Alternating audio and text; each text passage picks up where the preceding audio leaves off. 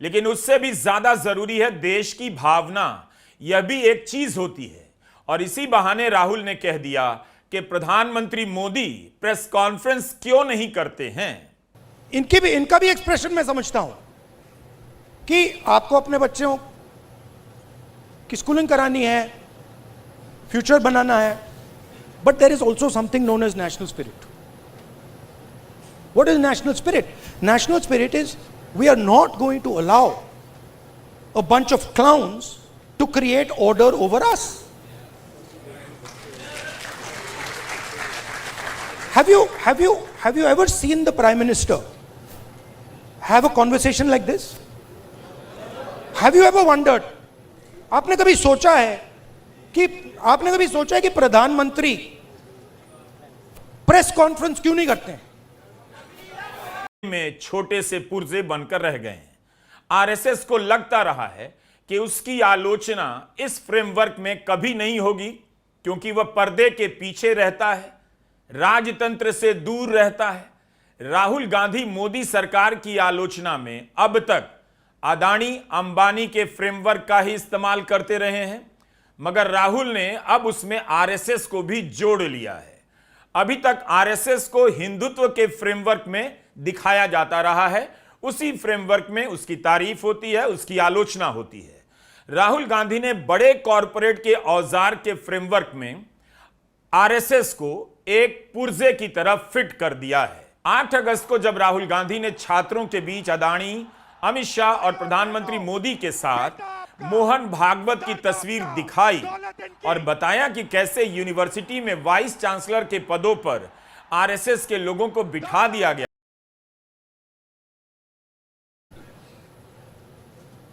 तो दादी और मां ऑफिशियल डिनर पे गए, हम बच्चे थे तो हमें मतलब छोड़ दिया घर, हम खेल रहे थे। 2-3 घंटे बाद दादी वापस आई और दादी कहती हैं कि सोनिया, इन अमेरिकनों ने ना मुझे बिल्कुल बेवकूफ समझ रखा है। तो मां कहती है, मां दादी को मम्मी कहती थी, तो मां कहती है मम्मी व्हाई? और मेरी दादी कहती है तुमने नोटिस नहीं किया कि जिस रंग की मेरी साड़ी थी उसी रंग का ड्रेस नैन्सी रेगन पहनी थी। मतलब आप अपने दोस्त के घर नहीं जा रहे हो, इस काम में मतलब ये अच्छा नहीं लग रहा है, but that is an expression of fear. That is cowardice. And frankly, I must tell you, a lot of people in India, and this is something that has disturbed me, a lot of people in India have been behaving like cowards. So many people. They've been behaving like cowards against this cowardly force. Now I can understand if you are fighting the British Empire and suddenly you say, I'm feeling a bit scared. But you're fighting a bunch of jokers. How can you feel scared? Please understand, you're literally fighting a bunch of jokers, clowns, right? Who have no idea about our philosophy. ये कहा जा रहा है, इस तरह का victim card पहली बार अमित शाह खेलते हुए दिखे। और अमित शाह ने कहा बहुत ही मायूस होकर कि साहब क्या क्या कहा जा रहा है मेरे बारे में। कोई कह रहा लापता है, कोई कह रहा भगोड़ा है, तो कोई कह रहा है कुछ है, हंगामा खड़ा किया जा रहा है। अब इस हंगामे के बीच, शोरगुल के बीच में कैसे सदन जाऊं? मैं जाऊं तो क्या बोलूं वहां पर? विक्टिम कार्ड देख लीजिए साहब, लौह पुरुष का सुन लीजिए शाह साहब को। सबसे पहले तो लापता, भाग गए, भगोड़े हैं, इस प्रकार की भाषा भारत की सार्वजनिक जीवन में और संसदीय जीवन में अभी अभी सुनाई पड़ती है। जब से संसद सत्र शुरू हुआ तब से लगातार मैं संसद में आता हूं, मेरी चैम्बर में बैठा हूं। चूंकि संसद भवन के अंदर विपक्ष संसद को चलने ही नहीं दे रहा है, दोनों गृहों में, तो कोई जाकर क्या करेगा? अमित शाह जब सदन गांधी की बात नहीं कर रहा हूं, मैं जेनजी की बात कर रहा हूं।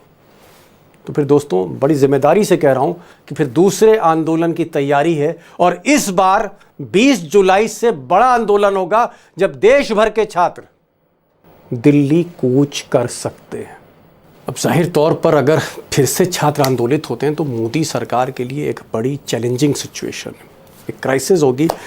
और यहीं से एक सवाल है कि अब तक मोदी जी के जो क्राइसिस मैनेजर थे, सारी क्राइसिस संभालते थे, उसको मैनेज करते थे, वो चाहे कोई पार्टी को तोड़ना हो या मोदी को किसी मुसीबत से निकालना हो। ईडी का ऑपरेशन है, सीबीआई का ऑपरेशन है, छापे डलवाना है, सदन का मोर्चा संभालना है, सब कुछ अमित शाह ही देखते चले आ रहे थे। लेकिन आज आप देखिए सिचुएशन जेनजी ने कैसे कर दी है कि क्राइसिस मैनेजर ही मोदी का आज क्राइसिस खड़ी कर रहा है। अब देखना है 13 अगस्त को क्या मिस्टर अमित शाह सदन का सामना। वीडियो इट ठीक है, नहीं, I am more comfortable there.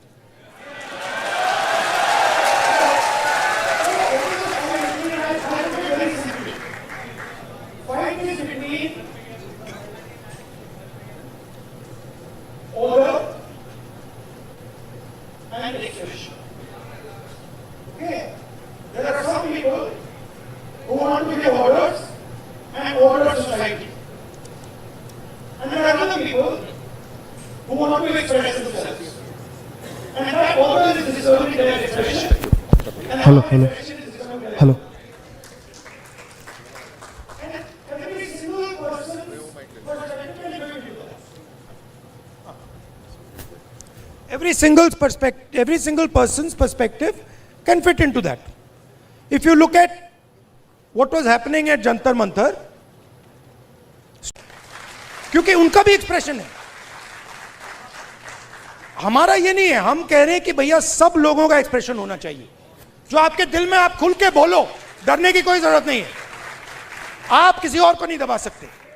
आप ये नहीं कह सकते कि भैया देखो आप सिख हो तो आप गुरु नानक की बात नहीं कर सकते, आप मुसलमान हो तो आप अल्लाह की बात नहीं कर सकते, आप जैन हो तो आप महावीर जी की बात नहीं कर सकते, आप हिंदू हो तो आप शिव की बात नहीं कर सकते। नहीं, जिसको जो बात करनी है, जो भी जिसके भी दिल में है उसको बोलना चाहिए। उसके बाद देखेंगे बात अच्छी नहीं लगी तो फिर कहेंगे उससे कि भैया देखो ये आपने जो बोला है ना, ये इसने मूड खराब कर दिया, इसको आप दूसरे तरीके से, पहले बोलेंगे इसको आप दूसरे तरीके से बोलिए, प्यार से बोलिए। तो जब देश में एक्सप्रेशन बाहर निकलेगा तो देश की ऊर्जा खत्म कर दिया। उसके बाद क्या हुआ, शुरुआत कैसे हुई? शुरुआत वाजपेयी जी के टाइम में प्रमोद महाजन ने की। कैपिटल इंजेक्शन को आरएसएस के अंदर उसने डाला, पहला फर्स्ट स्टेप। और second step Narendra Modi. Final corporatisation of RSS और Narendra Modi. It's obvious, RSS as original force is dead. We are not fighting. They're finished. They're gone. Now, RSS is an instrument of large capital. They are servants of Mr. Adani, just like Mr. Modi is servant of Mr. Adani. Now, what is our problem? Our problem, which has now to a great extent been resolved, that my friends in the media have been captured by them. It's a big problem. स्वागत करते हैं हम आपका अपने channel में, ठीक है। तो आप जितने भी हैं जो इस चैनल को देख रहे हैं, इतना प्यार दे रहे हैं, ठीक है, तो आप सब इस चैनल को सब्सक्राइब कर लो ताकि हर वीडियो का नोटिफिकेशन आपको मिलता रहे दोस्तों।